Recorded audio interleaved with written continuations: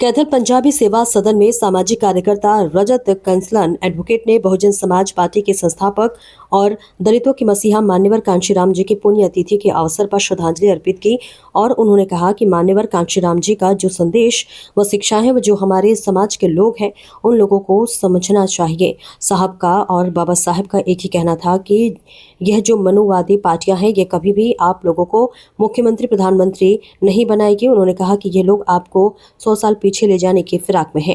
हरियाणा से प्रवेश बहादुर संवाददाता की देखिए रिपोर्ट। रजत जी, आप यहाँ कैथल पहुँचे हो कार्यक्रम में, तो क्या कुछ कहना चाहेंगे सर?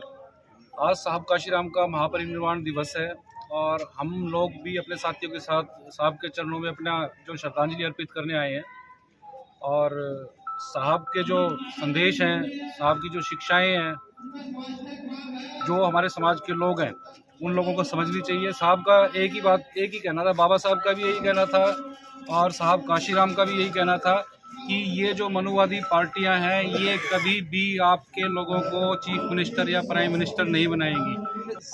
आज के समय में, इस समय घोर इमरजेंसी के हालात है हमारे समाज के लोगों के लिए, और अब भी अगर हमारे समाज के लोग नहीं समझे, संगठित नहीं हुए, एक जगह वोट नहीं डाले और देश के प्रधानमंत्री पद पर और प्रदेश के मुख्यमंत्रियों के पद पर अगर कब्जा नहीं किया संगठित होकर एक जगह वोट डालने का, तो फिर पीछे देखने का मौका नहीं मिलेगा और ये लोग आपको 100 साल पीछे ले जाने की फिराक में है। ये जो मनुवादी पार्टियां जो सत्ता में है, तो हम सभी लोगों को आज साहब काशीराम को सच्ची श्रद्धांजलि यही होगी कि उनके जो शिक्षाएं हैं, उन्होंने जो हम लोगों के लिए संदेश दिए हैं, कुर्बानियाँ दी हैं, उन पर चलते हुए संगठित होने का काम करें और उसके बाद राजनीतिक रूप से संगठित होकर अपने लोगों को सत्ता तक पहुंचाने का काम करें। रजत जी, अभी हाल ही में देश के सुप्रीम मुख्य न्यायाधीश BR गवई के बारे में जो जूता फेंकने का अधिवक्ता ने प्रयास किया है, तो आप भी अधिवक्ता हैं, तो क्या प्रतिक्रिया आपकी उसके बारे में? देखिए,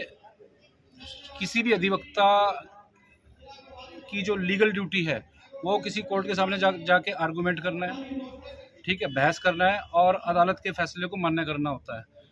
अगर आप अदालत के किसी फैसले से संतुष्ट नहीं है तो इसका मतलब ये नहीं है ये जूता मारना है। और ये जो CJI के साथ जो घटना हुई है ये सुनियोजित साजिश है। ये देश की न्यायपालिका पर जो लीड कर रहे हैं CJI BR गवई साहब, ये उनके ऊपर एक आतंकवादी हमला है, मनुवाद का जो आतंकवाद है उसका हमला है। और अगर कोई और हमारे समाज का व्यक्ति या किसी और धर्म का व्यक्ति इस तरह की हरकत कर देता तो उसको रासुका लगाकर, UAPA लगाकर उसको है ना बरसों के लिए जेल में बंद कर दिया जाता।